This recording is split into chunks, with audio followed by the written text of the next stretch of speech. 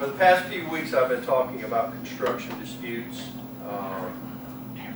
and it's an area of law that I enjoy helping clients and developers with, builders, and it doesn't necessarily matter which side of the fence I'm on. If I can find a case that has merit is what really matters. Two of the cases involved representing the owners for the problem, and the third case I've talked about in recent times, I represented the builder with a construction problem. And each of these has a commonality. They were all solved, the legal problems were solved by referring to the subdivision plat. And the subdivision plat is a very formal document that is actually adopted by the county. Once the developer submits it, it's submitted for comment by the entire community, people living in the area. Many conditions come up at the final approval hearing where members of the neighborhoods come forward and ask for certain restrictions on the property that they think will protect their best interests. It's a political process, but when it's done, it's actually part of the zoning code for that part of the county. And if it's not complied with, any action out of compliance with the subdivision plat is called ultra vires. It's a Latin phrase meaning once illegal, always illegal. And it doesn't matter how long the illegality has existed. So in two of the cases I've talked about, I want to go back over them and cover a little more detail as to how some of these problems came about. Lisa was a homeowner who bought a brand new home in about the year 2000, intending to build a pool in her backyard. Y'all heard this one last week. And when the contractor started excavating, came across the builder's burial pit. Builders and developers are famous for doing this. Why do they do this? Because they can save just a few dollars, literally a few dollars, by digging a hole and burying their trash in the ground, rather than responsibly disposing of it by having it paid for the removal by a trash contractor. Now, it's not a terrible problem as long as it does not impact the structural integrity of the house. If it's buried far out in the yard, all it will do is one day sink and create kind of a pit as the organic wastes decompose. But if it's close to the foundation or under the foundation, that's a serious construction problem. It impairs the structural integrity of the foundation. That foundation will one day collapse, causing the house or a corner of it to break off. And it actually happens in this town on a regular basis. It happens less and less now that we have better building codes. But one of those worked in favor of my client, Kelly, or Lisa. When we looked at this problem, her builder denied having put the bury pit there. He said it was there when the county, or when he bought the lot for the developer, which created a legal problem for Lisa.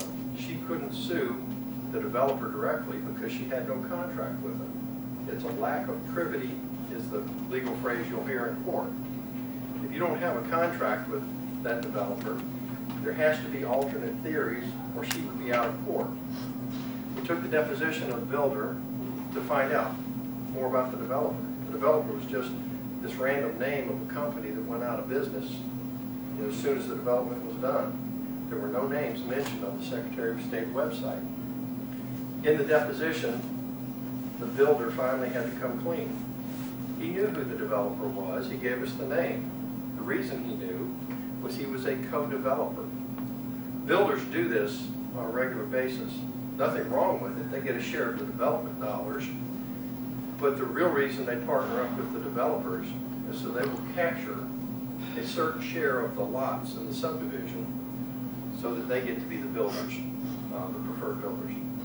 And it's a very profitable thing for them to do. So once we identified who the developer was and that our builder had responsibility for this, it was way easier to then get his admission that he did indeed have records that showed how this buried pit got dug, who he paid to excavate it and to cover it back up. And that's how Lisa's property wound up getting piers for structural integrity and the trash removed, I may not have time to cover the other two in depth, but the other one I wanted to cover was the brick or stone requirement for a builder. My client got a permit, built a house, was almost done before he got a red flag from the county saying the house had to be entirely brick or stone because that was in the subdivision plat. There were two problems for the county though, legal problems. First, that subdivision plat did not say how much brick or stone. And the second problem, well, that makes it an equal protection problem. If you cannot read it and determine what a statute means, then it is illegal for the county to enforce that vague covenant or restriction against you.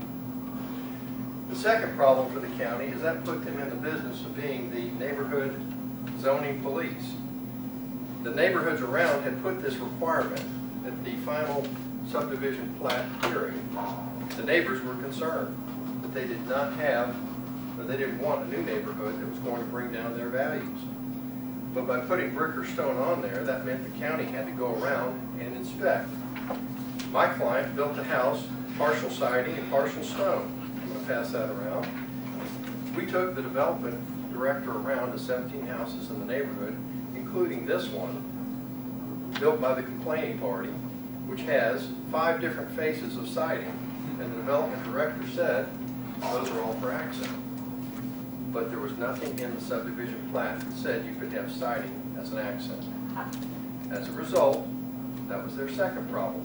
If ours was illegal, ultra vires, and had to be removed, 17 other homes in the neighborhood also had to remove their siding.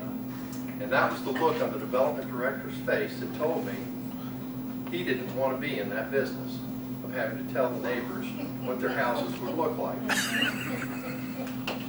At the end of the meeting, he even made that comment to one of his associates that we will never let the county commissioners add this kind of requirement again.